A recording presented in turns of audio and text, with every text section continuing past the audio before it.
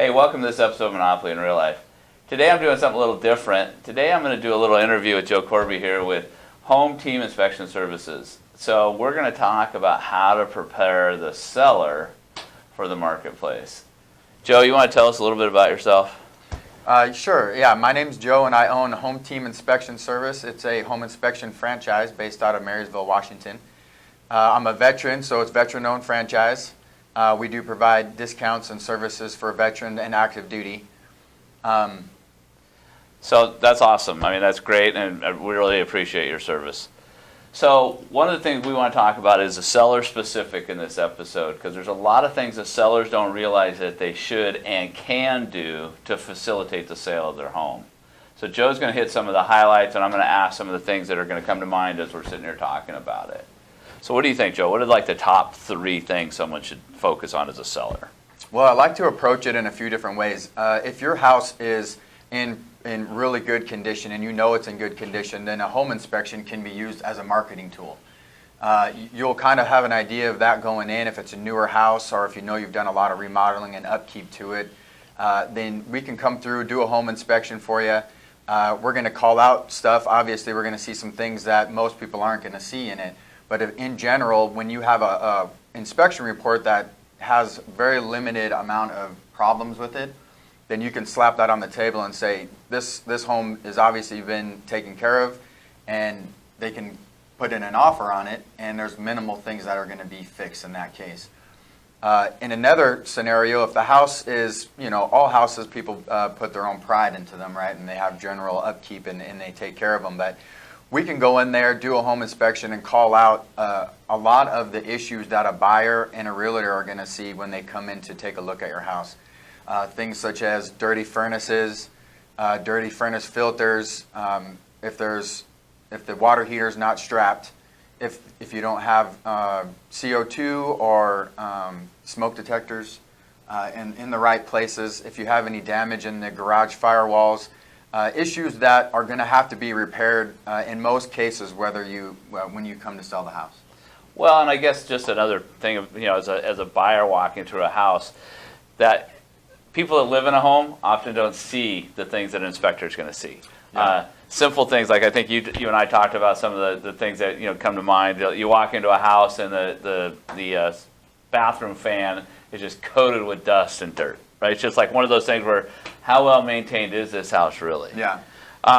One of the things that I've had clients deal with, kind of, I don't want to say last minute, but some of the stuff that goes on during a sale is their water tests. They're on a well, and nobody bothered to get the well tested, or on the septic.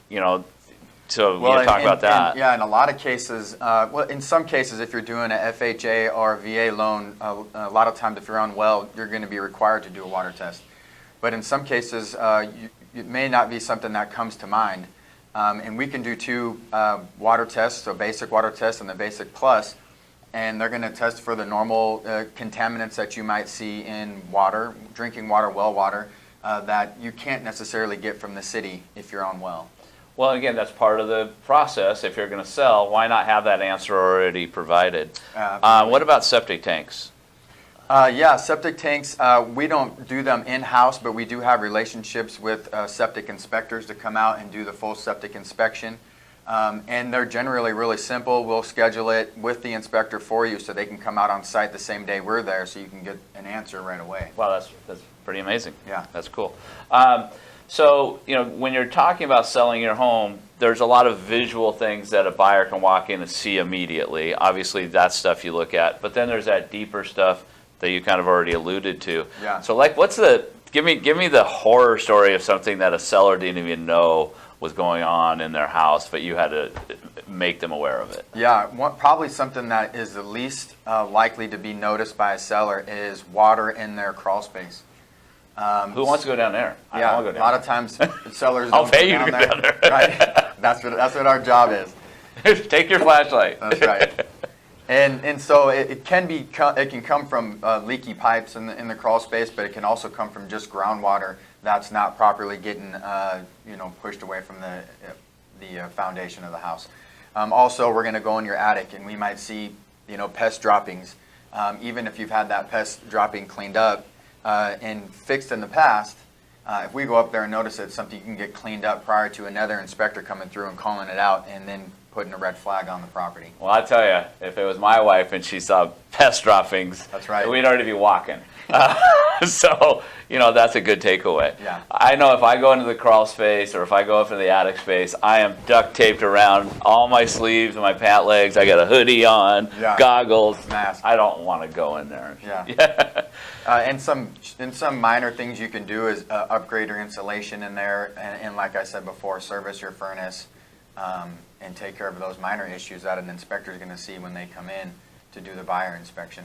Yeah, so it's money well worth, up front getting those answers. That way you can at least game plan, battle plan what makes sense going forward. What's an average inspection time? And do you have is there an average cost, or is it by house, or? So for us, Hometeam Inspection Service does it as a team of inspectors. So we bring 2 people on site at minimum. If it's a larger house, maybe in the 3,500 to 4,000 square foot range, we might bring 3 guys just to make sure we get in within that hour and a half, 2-hour time frame. It is based on the square footage as far as pricing goes, based on the square footage. We start around $375 for a 1,200 square foot and below, and it kind of goes up in $20, $25 increments for every 500 to 1,000 square feet. Very competitive pricing. It's really easy to call around, so we kind of make it easy by doing the hunting for you. Perfect. And then how long does it usually take to get the report on the seller side? You'll get a full narrative report. It's not going to be a checklist. It's going to have a lot of detail in it outside of, it's going to have maintenance ideas, and you'll get the report by the end of the day, which is also kind of unique in the inspection industry. When one guy does it themselves and they're doing 2 or 3 a day, it can take quite some time, but we have proprietary software that's been developed by 30 years plus of franchise owners to make it so we can get the inspection done on site. That's pretty cool. Yeah. This episode was literally just about getting your house ready as a seller.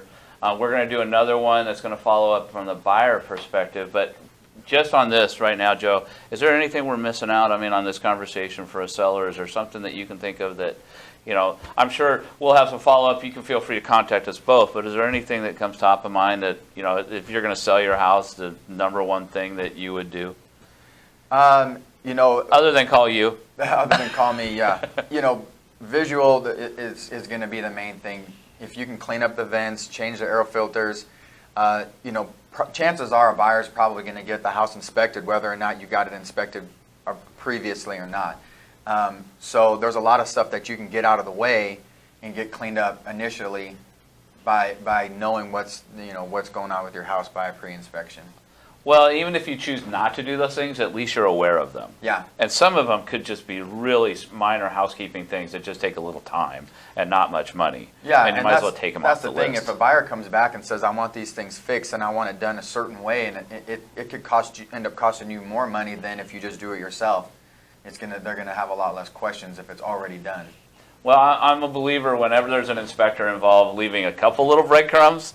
Not droppings, some breadcrumbs Yeah. to give them something, but don't give them a whole list of things. Make it pretty simple on them. Yeah. It's, you don't want to start throwing red flag if you can address them up front. Yeah, that's my personal belief. Yeah, that's right. Yeah. All right. Well, Joe, thanks for coming in today on this one. Thank you. And if you've got any questions, Joe's information's here. You'll know how to get a hold of him. So I hope you enjoyed this episode of Monopoly in Real Life. Take care.